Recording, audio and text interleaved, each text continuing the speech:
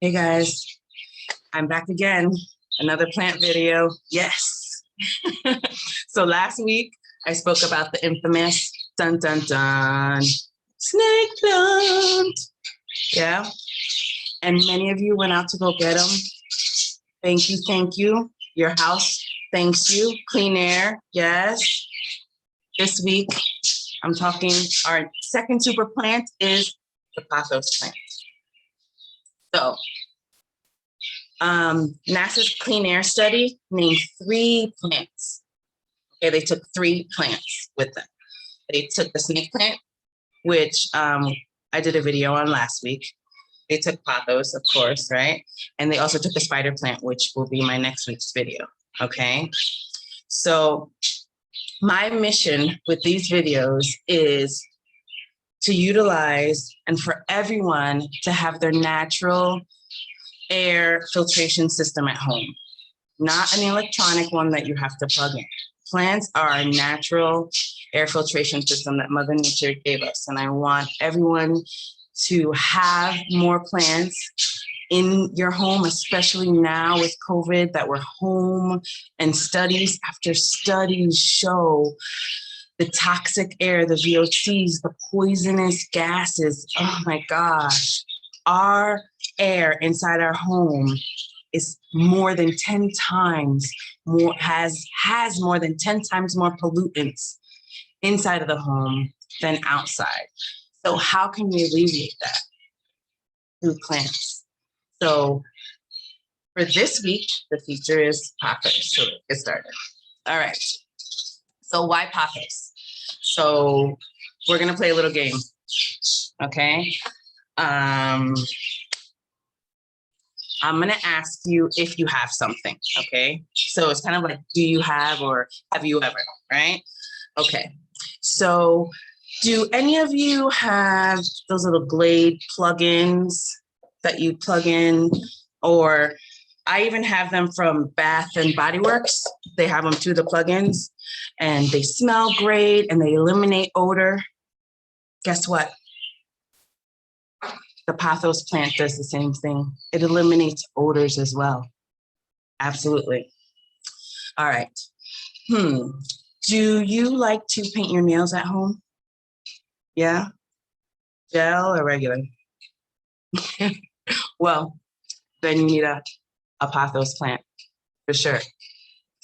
In my kitchen, I have an electric stove. Electric stoves emit VOCs every time we use them. If you have an electric stove, you need a Pothos plant. Oh, during winter time, oh my gosh. I live in a townhouse, 3 levels, right? And it's so hard to regulate heat, so I have the little heaters. If you also have those little electric heaters, they're emitting those VOCs. What do you need? A Pothos plant, absolutely. Oh, and have you ever gone to the lube center? Yeah, to get the 10-minute oil change that's really like 30 minutes? Yeah. Did you ever look up? They have Pothos plants hanging all over the ceiling, absorbing all those emissions because they know the powerful benefits of plants. Absolutely. All right, so have I convinced you yet? Yeah? No? Not yet? All right, let's keep on going. All right, so where do I put my Pothos plants? I put my Pothos, because I have an electric stove, I put my Pothos plants in my kitchen.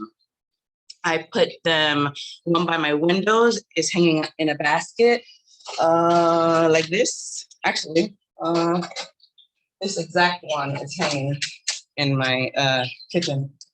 And then I have these guys on top of my refrigerator and on top of, I guess, my cabinets. And I have 9. And then I have this basket one. So I have 10 altogether in my kitchen. I also have 2 Pothos plants in my bedroom as well, just to give you a heads up. And it's, like I said, it's a super plant. It's a super plant. Let me tell you why. It's kind of like a weed. I'm sorry to say it like that, but it's kind of like a weed. It grows so quickly and so easily.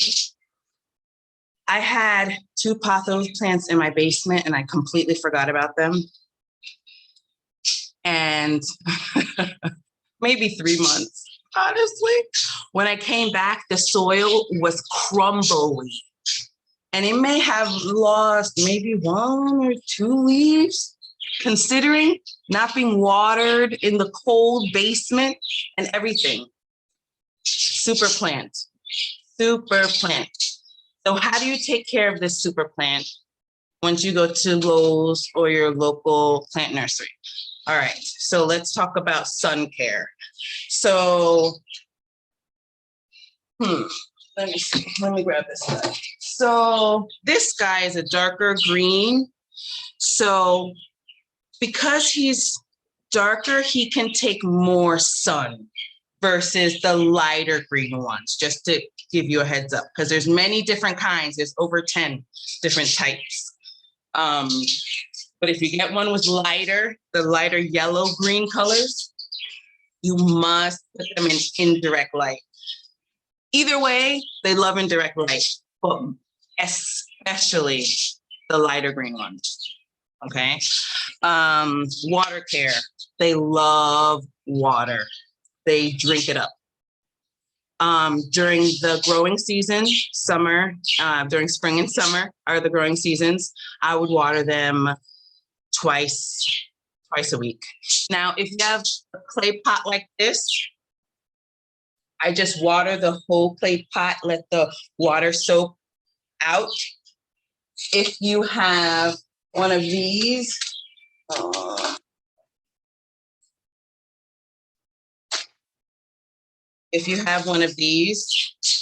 then you just fill the bottom twice a week, or just touch it. I just touch it. If it's dry, I fill it.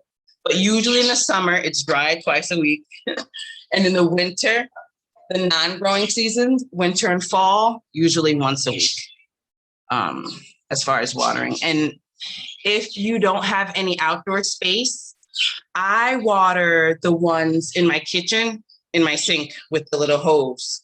And the ones in my bedroom, I just water them in the shower. So on a light, pressure, of course. Yeah, so if you have outdoor space, great, you can water your plants outside, but if you don't, there's definitely other options. Soil, moisture control, protects against over and under watering. Okay, this is the soil that I get. All right, and it's like $5-6, more or less. Fertilizer. Okay, so during the growing seasons, you could fertilize them once or twice a month. But honestly, and non-growing season, once a month. But you don't even have to. I don't ever really water my fertilize my pothos, and they grow fine. Maybe I take that back. I probably fertilize them once a year, once a month during the summer, the growing season. I'll say that. But you don't have to really. You really don't have to. It's up to you. Natural fertilizer options. If you have a glass mason jar and you put a banana peel, you cover the mason jar, leave it in there for 24 hours. That water you can use as a natural fertilizer, and it lasts about a week. Okay, so just, if you don't want to go to the store, you can make the fertilizer at home, easy peasy.